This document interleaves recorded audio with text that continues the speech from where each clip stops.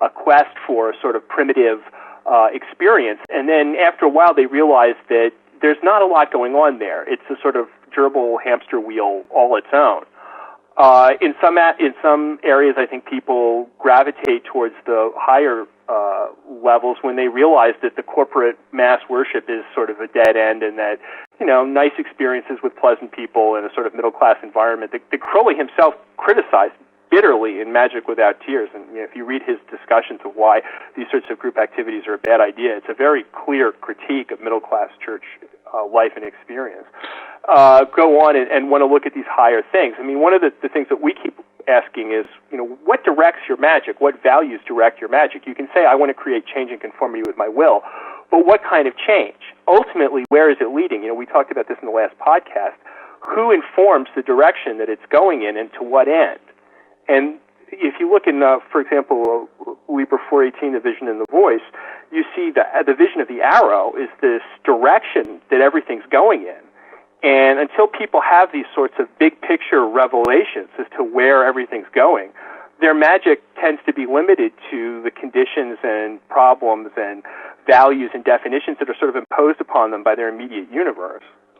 Well, it just occurs to me, you know, in your description of the higher, I think there's also a danger there of somebody kind of getting lost in their head or losing their ground or of course.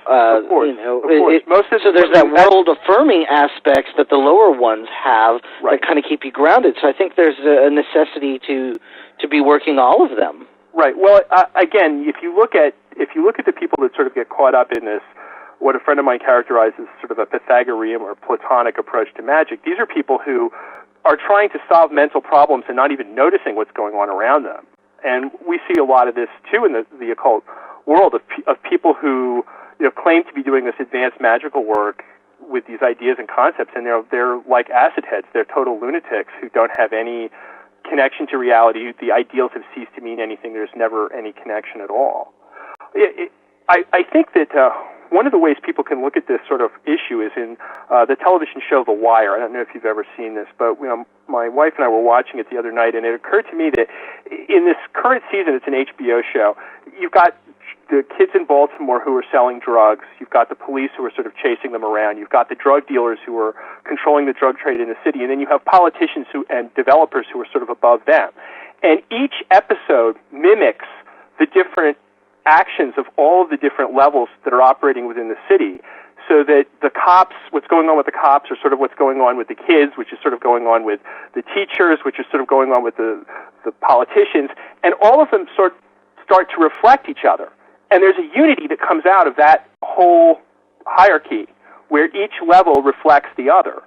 And that unity is the unity that you see in the universe when the macrocosm and the microcosm start to sync up. I got to take this call. Okay. Right. And that moment, that vision of that unity can only happen when you're experienced in all three areas, or as many areas as exist. I think it's significant also to look at what Michael Bertio does. He baits people with the Lucky Hoodoo book, which is, you know, how to win at the races, how to win court cases, you know, the sort of primitive voodoo stuff that we were talking about, and then gradually leads people into very, very advanced philosophical systems. And the immediate physical stuff is sort of like the fish hook. I mean, I talked to him about this very directly. I said, that's the fish hook that you bait people in to begin with, and then you see whether or not they can handle the more advanced material. And he copped to that? Oh, yeah. That's obvious. I mean, that's a very obvious thing. That's a no-brainer. But you're right, and the sort of, you know, ivory tower occultists are completely boring and ridiculous. They think they've evolved beyond sort of physical magical praxis, and we can see that they haven't, because they're not really creating change anymore. Nothing in their environment is changing. These are the kinds of people who live in filth and in hovels, but talk about, you know, the mansions on the moon that they're going to build someday. We all know people like this. They're pathetic. That's not what we're about. Well, okay, if magic is this kind of changing the material realm, and one could characterize religion as dealing with the transcendent realm, don't you think there is still a a necessity for some kind of way of dealing with the transcendent and maybe co-opting some religious aspects? I mean, I keep thinking of the aims of religion, the method of science. So there's still that aspect of religion's desire for interacting with the transcendent, and that magic and science and scientific illuminism is a mechanism for doing that. Oh, I think it is, and I think Crowley actually gives us a really great way to approach religion qua religion in Liber Astarte, which is very strict, very disciplined bhakti yoga. I don't know anyone who's experimented with that book in particular and hasn't gotten a lot out of it. So that's where you go to really do the religious stuff in a scientific sense. But the larger question is, can you use the material realm to influence the transcendent realm? And can you use the transcendent realm to influence the material realm?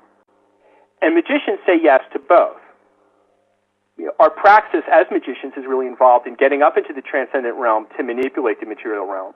And it's using pieces and tools in the material realm to have an effect on the transcendent realm. Mm-hmm. Because ultimately there's a unity. That's what the ladder, the hermetic ladder going up from the earth to the heavens is ultimately about. You can go both ways, up and down the tree of life. And my yoga teacher always startled me by reversing the direction at which he was traveling on the tree of life. Most of us see ourselves down in Malkuth, working to get up into Yesod, working to get up into Hod, this sort of slog up the side of the mountain. And he would always say, well, depends on which way you're coming. Or I'm in Bina now and I'm trying to get down into Hod.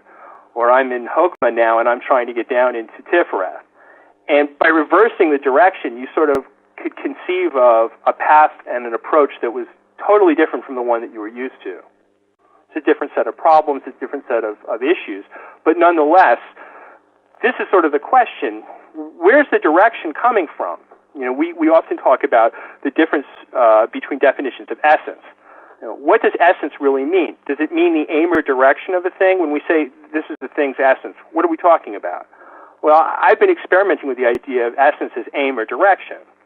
So where does the aim or direction ultimately come from? And my problem with most religious approaches is that it's just propagation. It's just unthinking, God created us and we're going to make God happy and don't think too much about this. And that's not Gnostic or magical. Gnostic and Magick explores the origins of these things and seeks out their essence and their direction and then uses it.